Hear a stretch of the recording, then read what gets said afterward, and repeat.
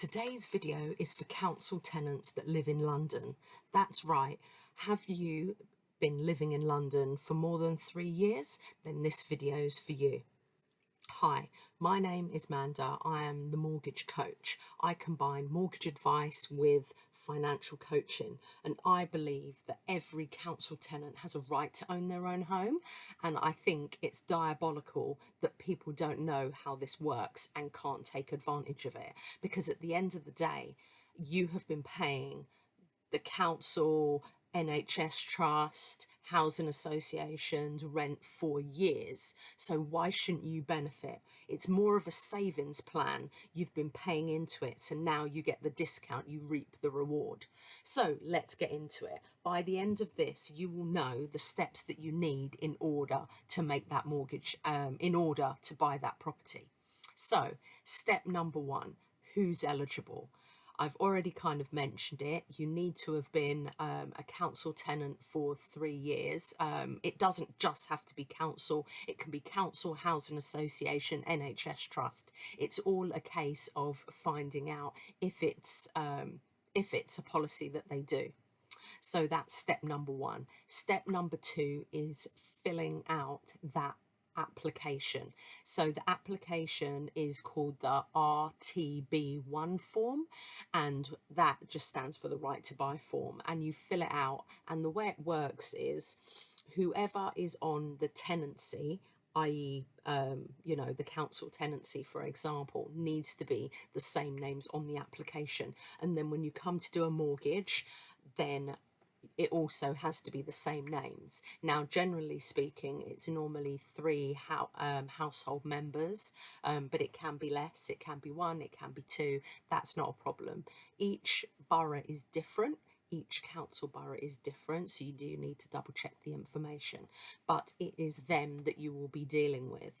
So you will ask them for the form, or you can go on the government website. I'll put the link in and you can actually do that application.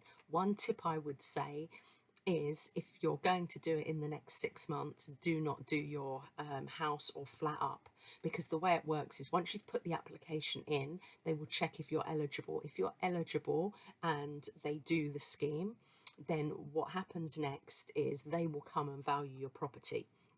They will value your property, and if it's been done up, obviously they'll value it higher. What you want is them to value it as low as possible, and then they'll take into consideration how many years you've lived there, whether it's a house, whether it's a flat, whereabouts it's located. So for example, in London you can get up to 136,400 at this point of recording as the discount. If you're outside of London, it is less. Now, what will happen is once you've put in this the application, so the RTB1 form, you will receive an S125 notice, so an S125 notice, and in that it will include how much the purchase price is. It will include what the market value is. It will include what the discount is. You need all those 3 figures, and then you would take them to someone like me, a mortgage advisor. I have done hundreds of these, so that's why I'm doing a video on it, and I'm more than happy to help and give free advice. Just put any questions you've got in the comments. Now, normally after you've done the RTB1 form and you're waiting for the S125 notice, at the time you've got, so if it's a house, you normally hear back within 8 weeks. If it's a flat, you normally hear back within 12 weeks. If you do not hear back in these timescales, you can appeal. And by that, you can appeal and request that you get this information because you haven't received it yet, because you do have a right. You obviously need to check right at the beginning that you do have a right, but if you have a right and you make an application, then you should hear back in these timescales. Now, the next thing to do is sorting the finance. As I said, I have done quite a few of these, and what basically happens is what will be asked of you from the mortgage advisor is we will ask for the notice, so the S125 form. We will ask for proof of income, so that will be, if you're employed, 3 pay slips. If you're self-employed, it will be your tax returns. We will also ask to see your bank statements. The bank statement should be the statements that have your normal bills on, so how much rent you pay, any bills that you have to pay, that kind of thing, so we can assess your affordability. Now, the good thing about when you're actually applying is you do have a big discount, and the way it works, for example, is you'll have the price of the property, then you'll have what the discount is, and then you'll have what you'll be paying. So when, like for example, if it was me doing it for you, when I apply for the mortgage, I will actually apply for the difference between the market value and what the discount is.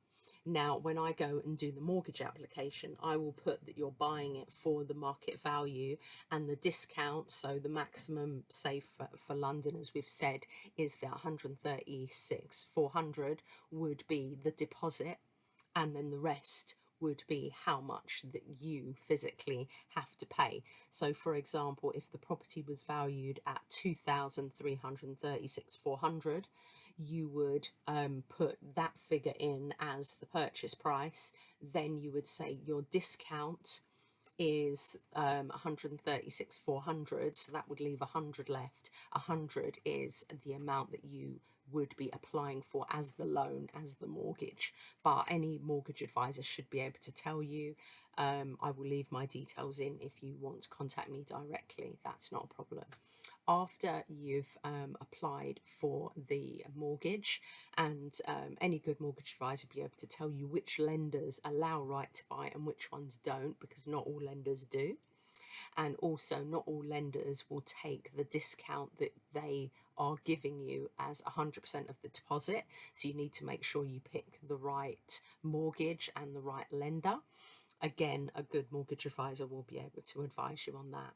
Then after that, they will do the survey and the valuation. Now, a valuation is basically just valuing what they think the property is. The lender, the bank or building society, wants to know whether what you're buying it for it is worth, and obviously that if worst case scenario, they do need to get their money back, there's enough money in the property to get their money back. So that is that. But if you want something a bit more in depth than a valuation, then a survey is a good idea. There are 2 levels of surveys. There's home buyers and then there's full structural. Now, with these reports, they are a lot more in depth than a valuation.